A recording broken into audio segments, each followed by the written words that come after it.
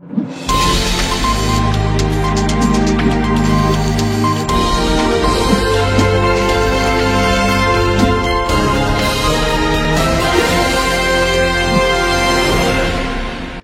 ce mardi 12 juillet des travaux du colloque du projet Arrest PRD qui a réuni pendant 2 jours étudiants, universitaires, acteurs à divers niveaux du patrimoine culturel et des communes du Bénin. Ces assises d'une grande portée ont permis de cerner la notion du patrimoine culturel, ses différentes dimensions, son attractivité territoriale et ses apports, son rôle dans le développement local tout en mettant en relief la question de sa valorisation. L'idée, c'était donc de parler donc de la problématique du patrimoine culturel et du développement local. Et évidemment, on ne saurait parler de ça sans la présence des mairies. Et les mairies ont répondu présentes. Vous avez vu le maire d'Abomey qui est resté du début jusqu'à la fin, le maire de Porte-Novo. Vous avez vu Niki qui a envoyé une délégation qui sont venus de très loin pour l'assister. Je pense que, vu tout ça, et aussi la qualité des débats, des interventions, on ne peut qu'être fier d'avoir pris cette initiative-là, de ce colloque qui vient donc clôturer un projet que nous avons lancé depuis 5 années avec l'Université d'Abomey-Calavi, l'Université libre de Bruxelles et l'UNISTIM, l'Université d'Abomey. Et l'objectif principal de ce projet était donc de former des docteurs, 4 docteurs, sur des thématiques diverses et variées, mais aussi de créer un centre de compétences, de mettre en place un centre de compétences en gestion urbaine des villes historiques et patrimoniales. Et aujourd'hui, on peut constater que nous avons atteint largement les objectifs du projet. Et nous avons aussi largement atteint les objectifs du colloque et on ne peut qu'être fiers de ce qui a été fait. Les responsables du projet peuvent se réjouir du bilan à mi-parcours. 3 docteurs ont été formés pour animer le centre de gestion patrimoniale à vocation régionale. Le titre de notre projet, c'est « Création d'un centre de compétences en gestion urbaine des villes patrimoniales du Bénin ». L'objectif du projet, c'était entre autres de former des docteurs. Au début, c'était prévu la formation de 4 docteurs répartis comme suit. 2 docteurs à l'Université d'Abomey-Calavi, un autre à l'Université nationale des sciences, technologies, ingénierie et mathématiques et un issu de l'école du patrimoine africain. Mais in fine, nous avons pu former 3 docteurs. C'est un centre qui va monnayer son expertise au niveau de nos municipalités, au niveau des différentes communes, non seulement du Bénin, mais des communes aussi de la sous-région. Autre objectif du projet, c'était l'organisation d'un chantier école. Ce chantier a consisté à faire quoi? À réhabiliter et à rénover un marché ancien, le marché des Reines à Abomey. Ce marché est appelé marché Agbodjanagan.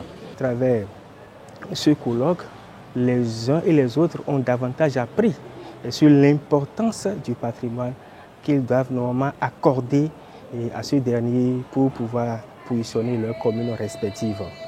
Ce qui me plaît ici, c'est qu'on arrive à mettre plus l'accent sur le patrimoine touristique. Parce que le tourisme est la discipline qui joue sur le facteur économique au niveau des pans culturels ou patrimoniaux. Voilà.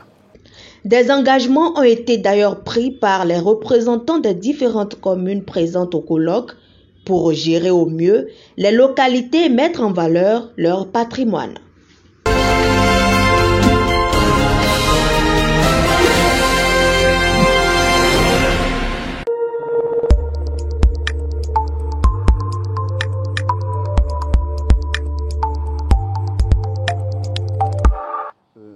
La place du local dans le contexte mondial. Et c'est très important. Et c'est à cela quand même qui me ramène à contextualiser ce qui se passe au niveau de ce colloque-là. Pour vous dire, le patrimoine, quelle est notre vision par rapport du patrimoine au niveau des gestionnaires du patrimoine? Parce que comme je l'ai entendu dire tout à l'heure, il faut retenir que les géographes ont une vision du patrimoine. Les historiens ont une vision du patrimoine. Les tourismologues que nous sommes ont une vision du patrimoine. Mais ce qui me plaît ici, c'est qu'on arrive à mettre plus l'accent sur le patrimoine touristique. Parce que le tout ne suffit pas de conserver le patrimoine existant qui ne nous rapporte rien, parce qu'il faut toujours prendre en compte le caractère socio-économique de nos attraits qui deviennent des patrimoines pour nous. Il faut toujours tenir compte de leur caractère socio-économique. Comment on va faire pour agir sur ce volet économique qui relève du tourisme? Parce que le tourisme est la discipline qui joue sur le facteur économique au niveau des pans culturels ou patrimoniaux. Voilà. Et chaque commune dans ce pays a un fort potentiel patrimonial. Et ce qui pose problème, c'est le projet anthropologique. C'est-à-dire, si on parle de projet anthropologique, cela est lié directement à la notion de destination. Les projets anthropologiques prennent en compte les visions, parce que ça, je suis purement dans mon champ, les visions des décideurs et l'ambition des touristes. Nous devons normalement tenir compte aujourd'hui de la vision de nos gouvernants. Il faut que nos gouvernants réorientent le débat vers l'inclusivité du tourisme. Le tourisme aujourd'hui n'est pas inclusif au Bénin. Et c'est ça qui pose problème. Et dans un contexte mondial, comme je l'ai tout le temps au début, la place du local dans le mondial. Dans un contexte mondial, chaque pays ou chaque commune, où je viens aujourd'hui au Bénin, chaque commune doit être une commune spécifique en matière de production d'un patrimoine touristique. Il ne s'agit pas de voir la même chose à Porto-Novo, d'aller à Abomey voir encore la même chose, d'aller à Zobodo et voir la même chose. Ça ne crée pas la diversité au niveau de l'offre touristique de notre pays. Et c'est un concept, c'est un modèle qu'il faut penser à développer dans notre pays. C'est bon de parler de la conservation du patrimoine, mais c'est aussi bon de faire appel aux spécialistes en matière du tourisme pour voir à partir de quel modèle nous pouvons maintenant mettre en valeur nos ressources patrimoniales. Je prends le cas d'Abomey, avec l'étendue de ces palais royaux.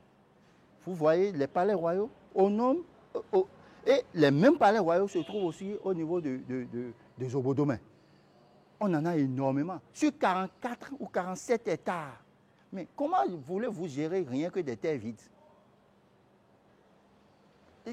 Le problème à ce niveau. Et on a un problème de comment valoriser nos patrimoines.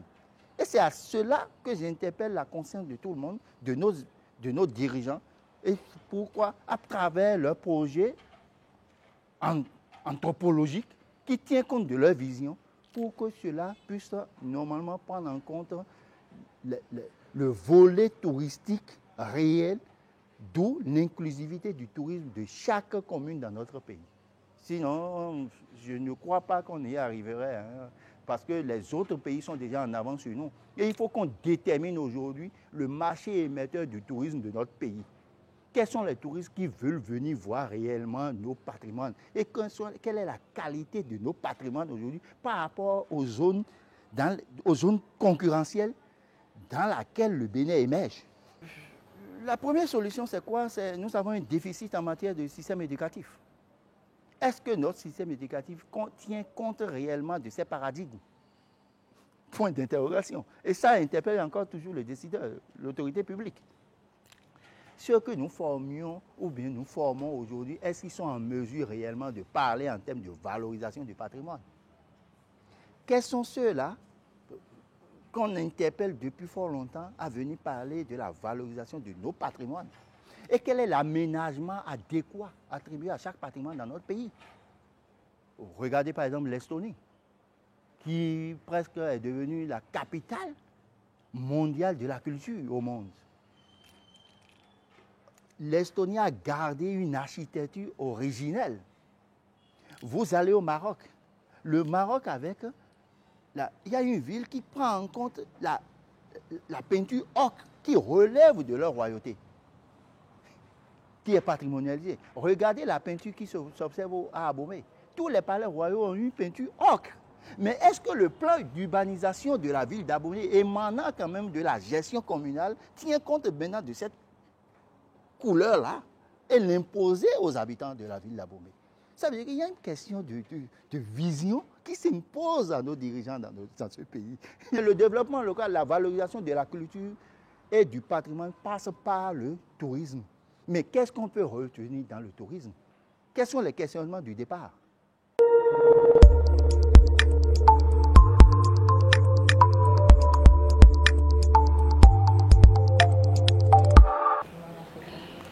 L'école du patrimoine africain est créée le 11 novembre 1998 suite à un accord entre l'Université nationale du Bénin à l'époque et le Centre d'études internationales pour la conservation et la restauration des biens culturels, ICROM, basé à Rome en Italie.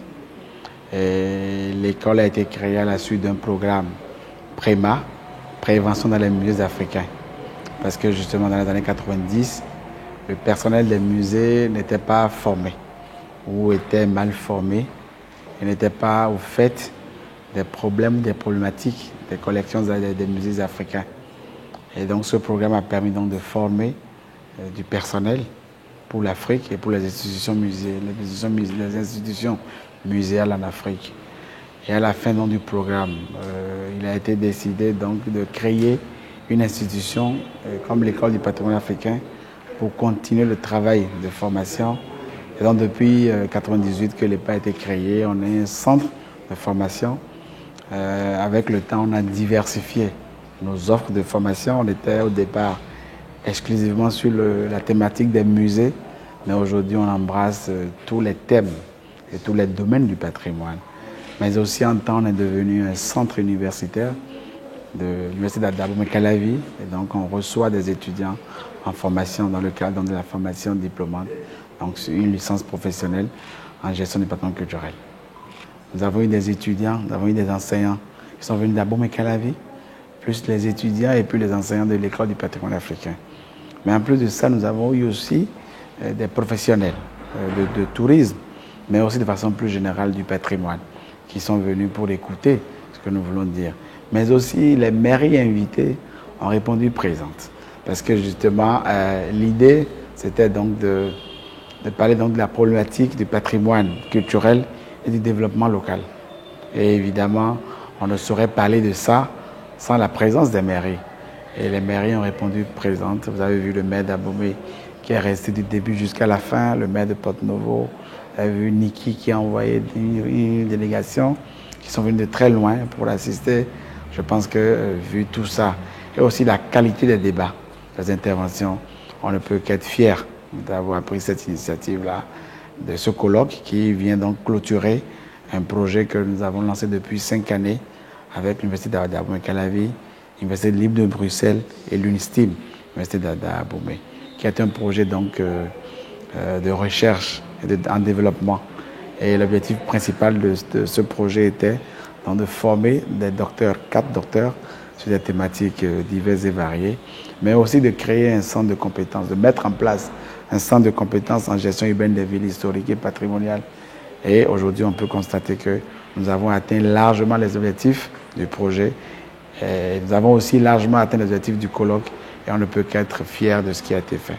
Le patrimoine est quelque chose qui est inévitable. On ne s'intéresse pas à ça, c'est lui qui va finir par s'intéresser à votre vie. Parce que le patrimoine est le début et la fin de notre vie. Comme on le dit vulgairement, c'est tout ce qui nous reste quand on a tout oublié. Donc, et c'est ce qui fait aussi notre identité et notre fierté. Donc je pense que le patrimoine est un élément assez important que nous devons chacun intégrer dans notre manière de vivre et de faire pour que nous ne soyons pas des gens déconnectés, des gens déracinés. L'autre chose aussi, c'est de lancer un appel aux maires de nos villes pour leur dire aujourd'hui l'école du patrimoine africain a un instrument, a un outil qui est le centre de compétences en gestion urbaine des villes historiques, qui est un centre de recherche, mais aussi d'accompagnement, de formation et d'accompagnement des autorités, mais aussi des élus et des cadres, de façon plus générale, des communes du Bénin, mais au-delà des communes de l'Afrique, au sud du Sahara, donc dans tous les pays où l'EPA intervient. Je pense que désormais nous avons une roue de secours qui est le centre de compétences qui viendra donc s'occuper des questions en lien avec le développement des communes.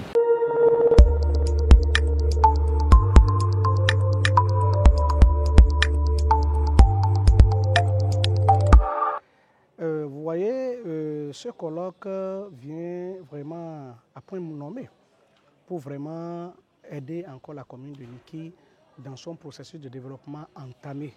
Et ceci en lien avec notre patrimoine culturel et culturel. En fait, Niki avait longtemps sombré, je dirais, dans la léthargie. Et ceci parce qu'il manquait un plan réel de développement, surtout basé sur nos patrimoines. Et avec les différentes recherches, avec les travaux sur notre patrimoine culturel, il y a ce déclic qui est venu et qui d'abord a permis à la commune de pouvoir initier des projets de développement et qui pourrait permettre de prendre en compte ce pan. Ceci en lien avec quand même les prescriptions nationales par rapport au développement de ce facteur. Alors, ce présent colloque vient une fois encore de nous donner, de nous dire qu'il y a encore l'espoir. Dans la mesure où aujourd'hui nous avons la présentation d'une doctorante par rapport à cette thématique en ce qui concerne le patrimoine de la commune de Niki, ce qui une fois encore nous permet de confirmer que nous ne faisons pas fausse route et qu'il faut aller de l'avant parce que le développement de notre commune, le développement de l'économie locale passe également par la valorisation de tout ce que nous avons comme potentialité culturelle et culturelle. Alors avec tout ce qui a été acquis ici comme aptitude, avec tout ce qui a été dit comme stratégie dans le sens de la mobilisation de ressources, mais dans le sens aussi de la valorisation de tout ce que nous avons comme potentialité, je crois que l'espoir est permis. Il ne reste que l'accompagnement politique, l'accompagnement culturel. Lorsque tous ces appuis vont se mettre en un seul, je crois que le développement tant souhaité à travers la culture devra être vraiment une réalité dans la commune de Niki. Je crois que ce colloque ne doit pas être restrictif. Et ce que je viens d'entendre aujourd'hui, il y a encore de ces communes qui vraiment ont de potentialité. Et si à l'avenir, ça doit être élargi aux autres maires d'autres communes, je crois que ça pourrait nous permettre d'amorcer un réel développement et assurer aussi le financement de la mobilisation des ressources à travers la question culturelle. Ça doit être notre credo.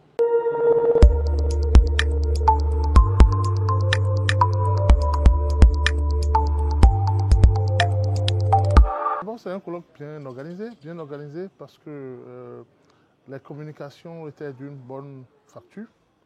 On a eu à parcourir la notion même du patrimoine matériel, mais aussi immatériel. Les problèmes de conservation de ce patrimoine dans un contexte, j'allais dire, d'extension urbaine généralisée, où les enjeux du développement aujourd'hui ne permettent plus de sauvegarder. En gros, on a eu beaucoup d'enseignements de ce colloque qui renforce nos capacités pour assurer nos activités futures.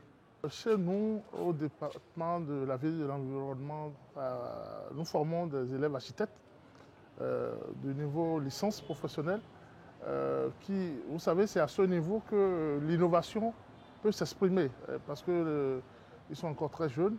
Donc c'est très bien qu'on leur permette de s'inspirer des concepts liés à nos réalités endogènes. Parce que tout ce patrimoine matériel et immatériel découle des réflexions de la créativité de nos aïeuls. Donc c'est toujours mieux que les étudiants qui ont participé aussi à ce colloque puissent s'inspirer de ces valeurs endogènes pour pouvoir concevoir. Et donc c'est ce que nous gagnons de ce colloque le plus, c'est vraiment de nouvelles connaissances pour améliorer les enseignements dans le domaine de la conception architecturale. D'abord, le cas du déplacement du palais de Niki montre, et à juste titre d'ailleurs, les conséquences de nos choix erronés. Chacun s'installe comme il veut, au point où tout ce qui est sacré a été désacralisé. Cela étant, un palais royal répond à un certain nombre de fonctions. et donc nécessite un certain nombre d'espaces.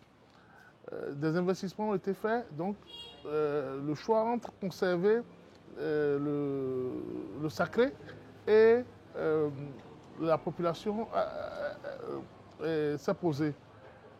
Certainement, les décideurs ont décidé de reconstruire un autre palais. C'est difficile comme solution, mais dans une situation où l'oralité est la source première dans nos pays, il sera important que toutes les pratiques et les rites liés à ce déplacement soient respectés et que ce soit conservé aussi pour que ça fasse jurisprudence pour les futurs cas.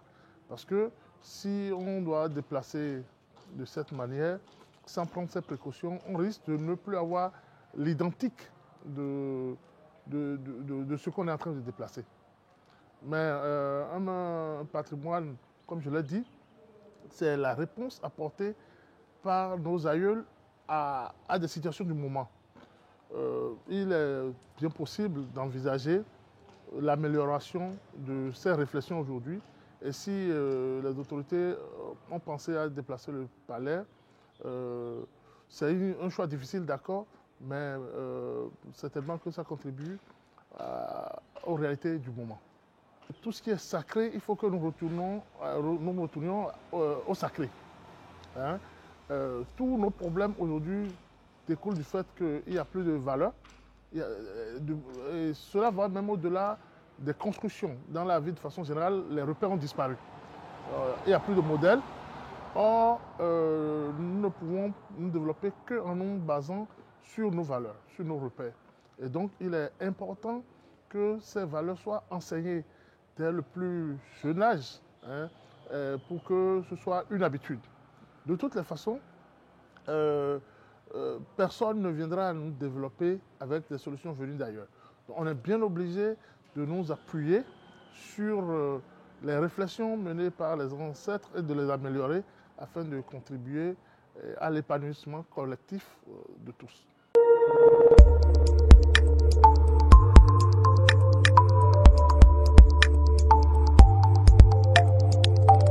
Par rapport au projet, c'est un projet qui réunit plusieurs institutions, l'Université libre de Bruxelles, l'Université d'Abomey-Calavi, l'Université nationale des sciences, technologies, ingénierie et mathématiques et l'École du patrimoine africain. Et par rapport au bilan du projet, il y a des éléments importants que nous devons citer dans le projet. Il y a 3 docteurs qui ont été formés dans le projet. Et ces docteurs vont animer un centre de gestion patrimoniale des villes du Bénin. Et vous savez qu'au Bénin, nous avons des villes historiques et patrimoniales, comme la ville de Porto-Novo, la ville d'Abomey, la ville de Niki. Nous ne devons pas gérer ces villes-là comme les autres villes. Donc c'est pourquoi ce projet a formé des docteurs spécialisés en gestion patrimoniale de ces villes. Donc en termes de bilan, ces docteurs ont été formés, ils ont leur doctorat et ils vont animer le centre qui va vraiment aider à gérer ces villes. Au-delà du Bénin, nous avons des villes également patrimoniales en Afrique, à Dakar, comme également les villes de togolaises.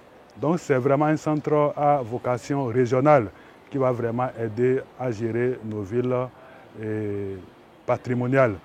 Un élément important au niveau de ce projet, nous avons un chantier école. Vous savez très bien qu'à l'université d'Abomey, nous avons une filière d'architecture.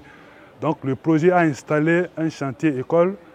Ce chantier consiste concrètement à réhabiliter un ancien marché, le marché des Reines d'Abomey. La mairie avait entamé la réhabilitation de ce marché, mais l'UNESCO a arrêté les travaux parce qu'on ne pouvait pas réhabiliter ce marché comme des marchés ordinaires. Donc le projet a repris la réhabilitation de ce marché et a considéré ce chantier-là comme un chantier pilote. Donc si nous faisons des cours théoriques à nos étudiants, donc on les amène sur le chantier pour faire vraiment la pratique. Donc voilà également un autre élément important de ce projet. En matière de perspective, nous sortons du colloque avec des communes, avec les communes patrimoniales, la commune de Niki, la commune d'Abomey, la commune de Porto Novo. Et donc ces communes ont quand même pris des engagements donc, pour gérer autrement leurs communes et pour mettre en valeur les patrimoines qui sont au niveau de ces communes.